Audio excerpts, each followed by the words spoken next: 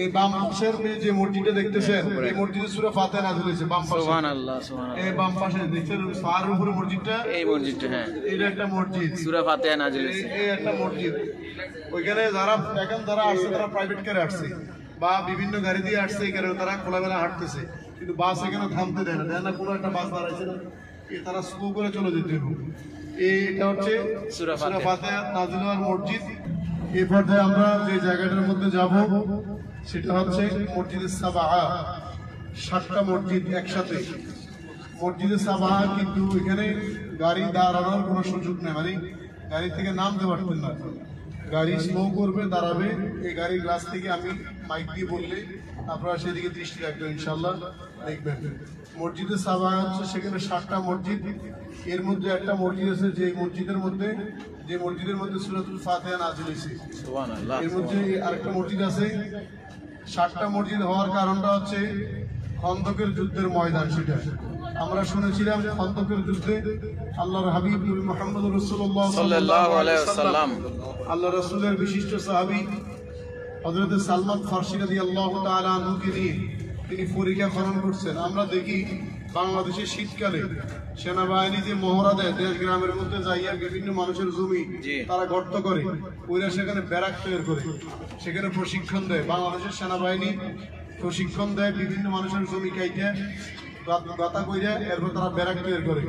এই জিনিসটা আল্লাহর হাবিব আজ থেকে প্রায় আরো 1500 বছর আগে রাসূলুল্লাহ সাল্লাল্লাহু আলাইহি ওয়াসাল্লাম নিজেই সাহাবায়ে কেরামদেরকে সেই ট্রেনিংটা দিয়েছেন।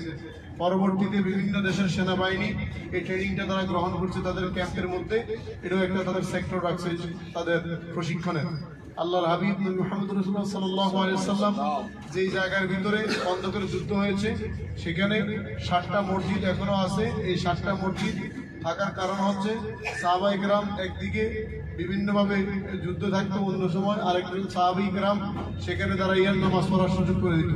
এখানে একটা ব্যারাক তৈরি করতো, এখানে মানব পাশে তৈরি করতো, মানব দেওয়াল তৈরি করে এক একটা জামাত এক এক জায়গায় হয়েছে। এই এক একটা জমাত এক এক জায়গায় হওয়ার কারণে সেখানে 7টা মসজিদ রূপান্তর করা হয়েছে। আমরা ইনশাআল্লাহ সেই মসজিদে সাবাহা, যেটা খন্দকের যুদ্ধের ময়দান বলা হয়, আমরা দেখবো সামনে চলে আসছি মদিনায়। খন্দকের যুদ্ধের ময়দান মসজিদে সাবাহা থেকে বলা হয়। এটাই হচ্ছে মসজিদে সাবাহা। এখানে 7টা মসজিদ দেখেন, এই শুরু হইল, এখন গাড়ি ঘুরে ভাই শোয়ে হ্যাঁ।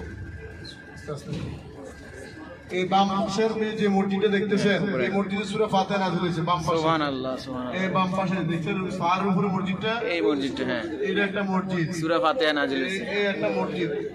ওইখানে যারা আসছে তারা প্রাইভেট কারে আসছে বা বিভিন্ন গাড়ি দিয়ে আসছে, এখানে তারা খোলামেলা হাঁটতেছে, কিন্তু বাস এখানে থামতে দেয় না, কোনো একটা বাস দাঁড়াইছে না, তারা স্লো করে চলে যেতে হবে।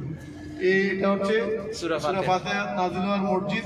উপরে আরেকটা মসজিদ, এখানে একটা মসজিদ, ওই উপরে দেখেন এখানে একটা উপরে ব্যারিকেড আছে, উপরে বাম পাশে উপরে ব্যারিকেড, পাহাড়ের উপরে ওই কিছু মানুষ উঠছে দেখছেন, ওই পাঞ্জাবি গাতে উঠতেছে। এটি মধ্যে উৎসাহিত যাইতে করে পাকিস্তানি অথবা বাঙালি অথবা ইন্ডিয়ান, এই 3 দেশের জাতি। বাংলাদেশের মানুষ, পাকিস্তানি মানুষ, ইন্ডিয়ান মানুষ যেন সাপের খেলা হয়, বাজার বন্ধ করে নামাজ বন্ধ করে সাপের খেলা চায়।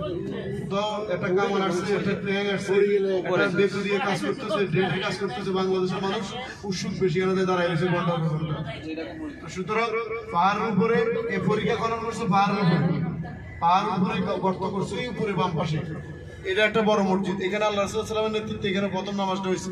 এখানে এটা রূপান্তর করছে বড়টা দিয়ে, এটা আরেকটা ওই সামনে দেয়া যায়, ওই যে সামনেই দেয়া যায় বাম পাশে গাড়ি ঘুরে দেখবে, এই যে এটা একটা বাম পাশে দেন, বাম পাশে জি দেখছেন জি। আর এটা দেন ডান পাশে, এটা দেন, এটা এই পাশেটা, এটা মসজিদ না, এটা হইছে কি তা ওই যে সাহাবায়ে কেরাম অন্ধ দেন না, বিভিন্ন নাইট গার্ডরা থাকে যে জি, বিভিন্ন প্রহরীরা থাকে, প্রহরী বিশাল দেখে গল্প দিয়ে কে আসলো কে গেল, প্রহরীরা তেমন ভাবে এটাও তেমন যে এখানে যারা প্রহরী ছিল তারা এখান থেকে এটা নিয়ন্ত্রণ করতো, নেতৃত্ব দিত, এটা কে আসলো কে গেল, এটা হচ্ছে চেকপোস্ট বলা হয়। আর এই দেখেন ডান পাশে দেখেন ওই যে উপরে ছোট ছোট মসজিদগুলি আছে, আর ওই কিছু মানুষ যে আছে এখানে পাহাড়ের উপরে দাঁড়ায় রয়েছে দেখছেন, মিনারের লগে দেন, ওই যে কিছু মানুষ উঠছে ওই জায়গায় মূলত পরীক্ষা খনন করছে, মানে গর্ত করছে। ওইখান থেকে গর্ত কইরা সাহাবায়ে কেরাম লুক ইশারায় তীর মারতো, আর কাফেররা নিচে এখানে তারা হত্যা করতো, ওইখানে পরীক্ষা খনন করছি। এটা হচ্ছে মসজিদে সাবা, ছোট বড় মিলিয়ে মোট 7টা মসজিদ আছে এবং এটাকে বলা হয় খন্দকের যুদ্ধের ময়দান।